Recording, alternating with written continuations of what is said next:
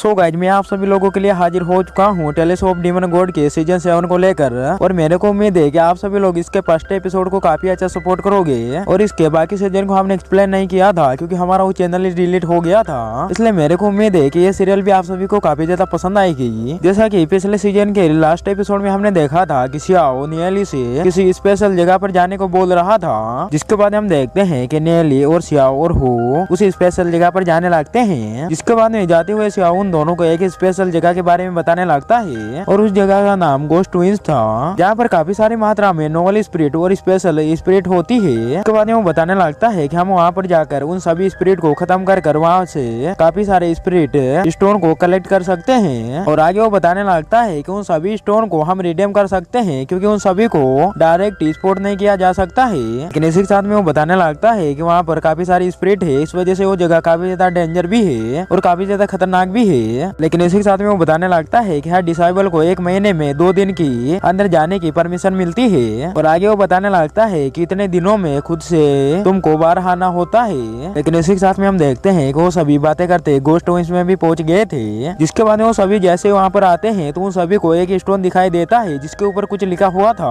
उसके बाद सियाओ उन दोनों से बोलने लगता है कि यहाँ पर रैंकिंग के हिसाब से सभी के नाम लिखे जाते हैं और जो भी सबसे ज्यादा स्पिरिट को कलेक्ट करता है उसका नाम टॉप पे आ जाता है। उसके बाद हम देखते हैं कि वहाँ पर लोंग का भी नाम लिखा हुआ था और उसी साथ में हमें जानने को मिलता है कि उसने 1 महीने में यहाँ पर 3000 से भी ज्यादा स्पिरिट को खत्म कर दिया है और उनके स्टोन को कलेक्ट कर दिया है। इस वजह से उसका नाम भी टॉप में आ रहा था। जिसके बाद सियाओ नियली से बोलने लगता है कि कोई बात नहीं, क्योंकि हम यहाँ पर आ गए हैं तो हम उसको भी यहाँ पर भी पीछे छोड़ देंगे। लेकिन इसी के साथ में हम सियाओ को देखते हैं और सियाओ इस बात से भी काफी ज्यादा खुश था क्योंकि यहाँ पर काफी ज्यादा डीमन स्पिरिट है। इस वजह से उन सभी को यहाँ पर काफी सारे स्पेशल स्टोन मिलने वाले थे जो कि काफी ज्यादा कीमती होते हैं। उसी साथ में उन सभी को यह भी पता चलता है कि 1000 स्पिरिट को खत्म करने पर 3000 स्पिरिट स्टोन मिलते हैं। इसी साथ में सियाओ सभी से बोलने लगता है कि हम सभी को इतना ज्यादा एक्साइटेड भी नहीं होना चाहिए क्योंकि यह जगह जितनी ब्यूटीफुल दिख रही है ये उससे कई गुना ज्यादा डेंजर भी है। उसी साथ में वो बोलने लगता है कि अभी हम जिस जगह पर खड़े हैं वो जगह इससे 50 गुना ज्यादा खतरनाक होने वाली है। इसी के साथ में सियाओ बोलने लगता है कि हमारे डेमन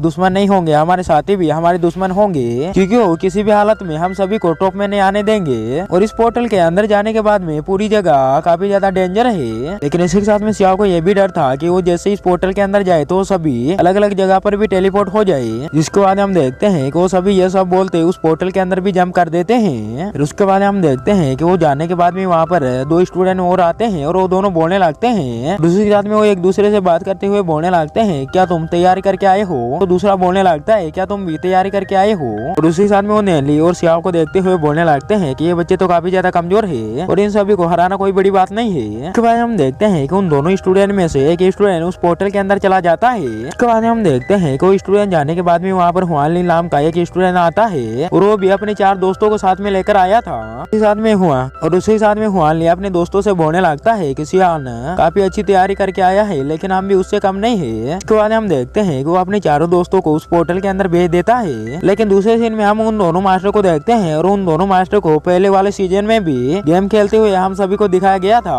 और वो दोनों अभी भी गेम खेल रहे थे। लेकिन इसी साथ में हम देखते हैं कि वो दोनों यहाँ पर गेम खेल रहे थे लेकिन उन दोनों की नजर गोस्ट ट्विंस पे थी। लेकिन इसी साथ में वो दोनों मास्टर बातें करते हुए बोलने लगते हैं कि वो तीनों बहुत बड़ी प्रॉब्लम में फंसने वाले हैं क्योंकि उन सभी के पीछे काफी ज्यादा स्ट्रॉन्ग वॉरियर गए हैं। लेकिन सीन चेंज होता है और हमें गोस्ट वैली का सीन दिखाया जाता है जहाँ पर हम नेली को देखते हैं और नेली आगे बढ़ रहा था। इसके बाद में नेली को वहाँ पर एक टेम्पल दिखाई देता है और वो जैसे उसके अंदर एंटर करता है तो उसको वहाँ पर काफी सारी स्पिरिट दिखाई देती है। इसके बाद हम देखते हैं कि वो डीमन स्पिरिट जैसे नेली को देखती है तो सभी एक साथ मिलके नेली के ऊपर अटैक करने के लिए जाने लगती है। लेकिन उसके बाद हम नेली को देखते हैं और नेली भी उन सभी डीमन स्पिरिट को अपनी तरफ आते हुए देखकर अपनी डीमन फॉर्म को एक्टिवेट कर लेता है और वो एक जायंट का रूप ले लेता है। इसके बाद हम देखते हैं कि नेली अपने गोल्डन पावर का यूज करके उन सभी स्पिरिट में से काफी सारी स्पिरिट को बहुत ही खतरनाक तरीके से खत्म कर देता है। इसके बाद हम देखते हैं कि जैसे वो सभी स्पिरिट खत्म हो जाती है तो उन सभी के अंदर में से काफी सारे स्पिरिट स्टोन निकलते हैं और उसी के साथ में हम देखते हैं कि वहाँ पर चारों तरफ स्टोन ही स्टोन हो जाते हैं। उसके बाद हम देखते हैं कि नियली उन सभी स्टोन को अपनी एक पोर्टल में रख लेता है। लेकिन इसी के साथ में नियली बोलने लगता है कि इन सभी स्पिरिट को मारना तो बहुत ही आसान है और इनके स्टोन को लेना तो बहुत ही आसान हो जाता है।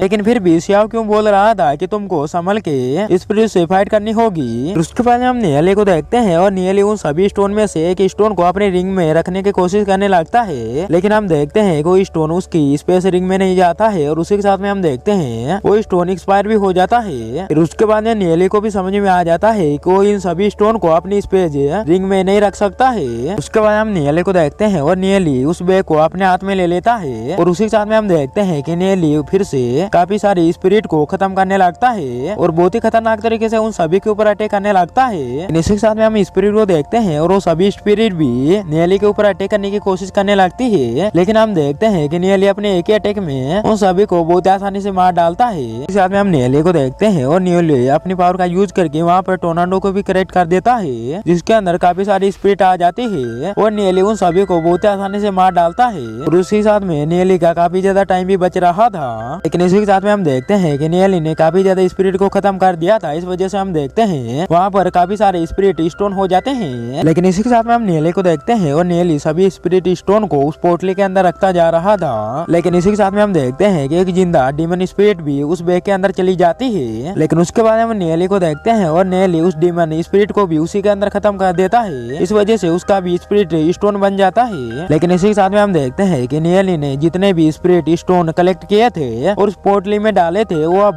बड़े बड़े स्पिरिट स्टोन में कंबाइन हो गए थे। उसके बाद हम नियली को देखते हैं और नियली उन सभी स्टोन को गिनने लगता है, जिसके बाद में नियली बोलने लगता है कि मैंने बड़े बड़े 20 स्पिरिट स्टोन को कलेक्ट कर लिया है। इसी के साथ में नियली सोचने लगता है कि टाइम खत्म होने से पहले मेरे को ऐसा लगता है कि मैं लिस्ट में नंबर 1 पे आ जाऊंगा। इसके बाद हम नियली को देखते हैं और नियली अपनी पोटली को उठाकर आगे भी बढ़ने लगता है, लेकिन इसी के साथ में नियली सोचने लगता है कि एक बड़ा स्पिरिट स्टोन 30 छोटे छोटे स्पिरिट स्टोन के बराबर होता है। इसके साथ में हम नियली को देखते हैं और नियली को अभी के टाइम पे काफी ज्यादा स्पिरिट स्टोन की जरूरत थी, क्योंकि उसकी कल्टीवेशन भी जल्दी जल्दी बढ़ पाए। लेकिन इसी के साथ में हम देखते हैं कि नियली आगे भी बढ़ने लगता है, क्योंकि नियली ने यहाँ की सारी डेमन स्पिरिट को मार दिया था। लेकिन उसके बाद हम नियली को देखते हैं और नियली चलते चलते अचानक से रुक जाता है, क्योंकि उसको काफी ज्यादा स्ट्रॉन्ग एनर्जी महसूस होती है। जिसके बाद हम देखते हैं कि वहाँ पर एक पोर्टल ओपन होता है, जिसके अंदर में से काफी ज्यादा पावरफुल एक आदमी निकलता है और वो निकलने के साथ में नियली के ऊपर अटैक भी कर देता है। दूसरी तरफ हम नियली को देखते हैं और नियली सोचने लगता है क्या ये मेरे को अपनी पावर दिखाने के लिए आया है। फिर उसके बाद हम उस आदमी को देखते हैं और वो नियली से बोलने लगता है क्या तुम्हारा नाम ही नियली है। उसके बाद हम नियली को देखते हैं और नियली उस लड़के को नाम अपना मुरोंग बताता है। लेकिन उसके बाद हम नियली को देखते हैं और नियली मुरोंग नाम से काफी ज्यादा हैरान हो जाता है, क्योंकि इस लड़के का नाम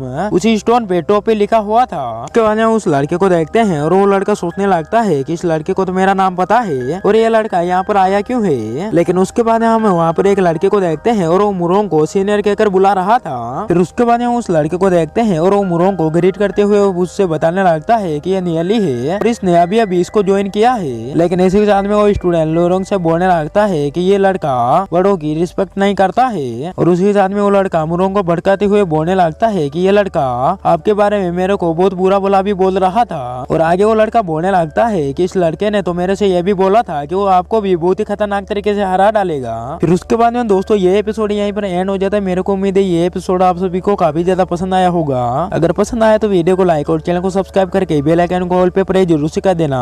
और इस सीरियल का नेक्स्ट एपिसोड लाना चाहिए या नहीं लाना चाहिए कमेंट में जरूर से बताना। मिलते हैं नेक्स्ट एपिसोड में।